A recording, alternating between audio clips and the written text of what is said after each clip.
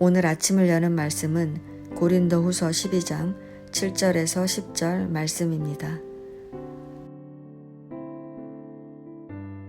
여러 계시를 받은 것이 지극히 크므로 너무 자만하지 않게 하시려고 내 육체의 가시 곧 사탄의 사자를 주셨으니 이는 나를 쳐서 너무 자만하게 하지 않게 하려 하심이라.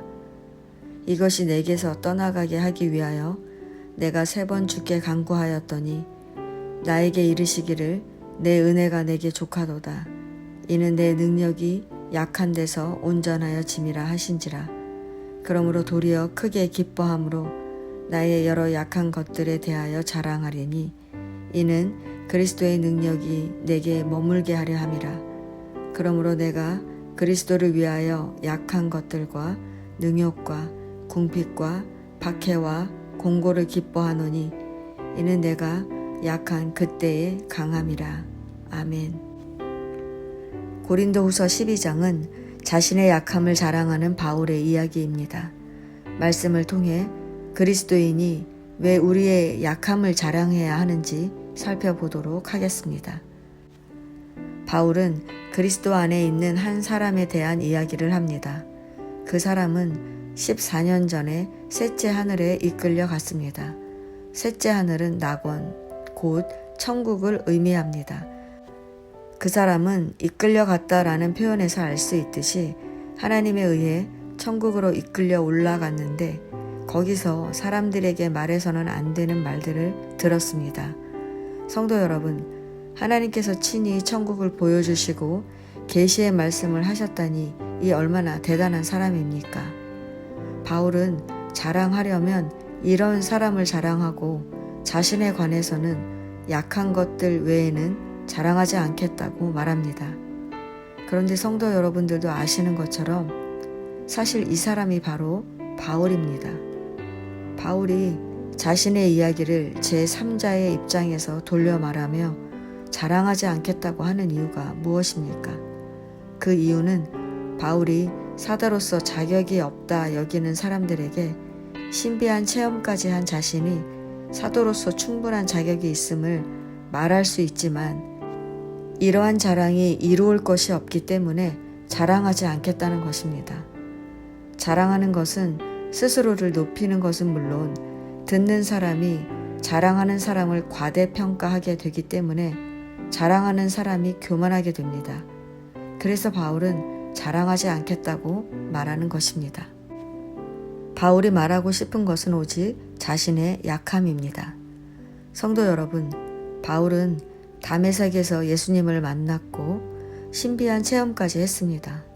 그런 바울이 자신의 강함이 아니라 약함을 자랑하겠다는 이유는 무엇일까요? 그 이유는 바울의 약함이 바울을 온전케 하기 때문입니다. 바울은 다메섹에서 예수님을 만난 이후 자신의 사역을 감당하며 수많은 고난과 핍박을 받았지만 영적 체험도 많이 했습니다. 그런데 하나님께서 그에게 육체의 가시를 주셨습니다. 육체의 가시란 정확한 병명은 알 수 없지만 육체적인 질병을 말합니다. 우리는 열심히 사역을 감당했던 바울에게 주님이 이렇게 질병을 허락하셨다는 것을 이해할 수 없습니다. 그러나 바울은 그 질병이 계속 자신을 괴롭혔기 때문에 자신이 교만해지지 않게 되었다고 말합니다. 바울은 그 질병의 고통에서 벗어나게 해달라고 주님께 3번이나 간구했지만 주님은 내 은혜가 내게 족하다. 이는 내 능력이 약한 데서 온전하여 짐이라 라고 말씀하셨습니다. 성도 여러분, 세상 사람들은 약하면 불완전하다고 말합니다. 그러나 주님의 법칙은 좀 다릅니다. 우리가 약하면 약할수록 주님을 찾게 됩니다. 그래서 약한 우리가 주님의 능력을 덧입게 되는 것입니다. 그러니 당연히 약한 우리가 온전하게 될 수밖에 없는 것입니다. 주님은 우리에게 약함을 주시지만 그것이 우리를 넘어지게 하는 것이 아니라 우리를 온전하게 하니 우리에게 은혜가 되는 것입니다. 그것도 족하다, 즉 충분히 은혜 받았다고 말씀하십니다. 성도 여러분, 그러니 우리는 약하다고 좌절할 것이 아닙니다. 우리에겐 능력의 주님이 계십니다. 주님께서 우리에게 약함을 허락하시는 것은 주님을 붙잡으라는 것입니다. 우리 인생에 우리의 약함은 문제가 아닙니다. 우리 인생의 문제는 주님을 놓치고 있는 것입니다. 때로 우리 인생에 건강이라는 약함, 자녀라는 약함, 부모라는 약함, 물질이라는 약함이 찾아옵니다. 그때 우리가 할 일은 좌절이 아니라 주님께 나아가는 것입니다. 바울이 육체의 질병이 자신을 괴롭힐 때마다 주님께 나아갔던 것처럼 우리는 주님께 나아가야 합니다. 우리가 주님께 나아갈 때 주님의 능력이 우리 안에 머물게 됩니다. 그렇게 주님의 능력이 우리 안에 계속 머물게 살아가는 것이 그리스도인의 삶인 것입니다. 성도 여러분, 우리는 약함이 없으면 절대로 주님을 찾지 않습니다.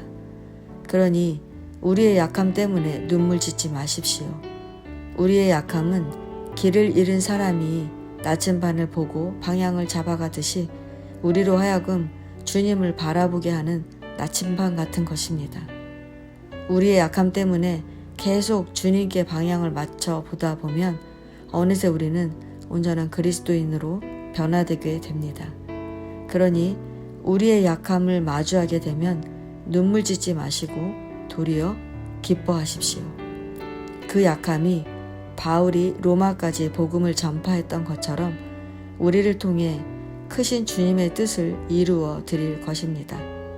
오늘도 주님의 능력이 우리 안에 머물도록 힘쓰며 살아가는 저와 여러분 되시기를 축원합니다.